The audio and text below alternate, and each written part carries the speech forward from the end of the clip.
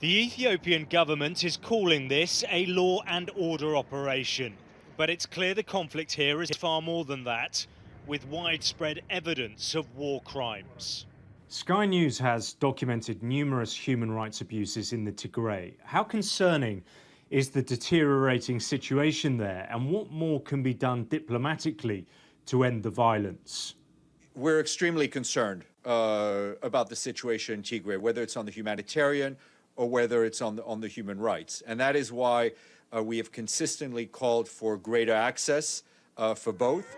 The United States says it is already clear what is happening on the ground. It's accusing forces aligned with the government of systematically forcing people from their homes.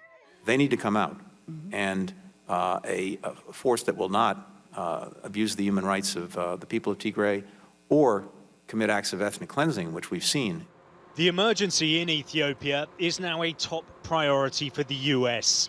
Senator Chris Coons is arriving in the country as an envoy, and humanitarian aid has been ramped up dramatically. Here at the State Department, there is growing concern about the situation in Ethiopia. The fear is if the violence worsens, it could destabilize the entire region. It's why officials are now working with their European counterparts to try and forge a diplomatic consensus. But it's more than that, because it signals that it's no longer America first.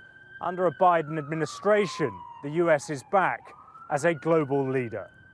And experts say without a broad diplomatic agreement, the crisis will be impossible to resolve. I don't think one country, even the United States, is going to be able to do what needs to be done. This needs to be a whole of Africa initiative, as well as a whole of a human rights mechanisms initiative, because the tensions there are so deep-seated, and right now they're literally at a boiling point.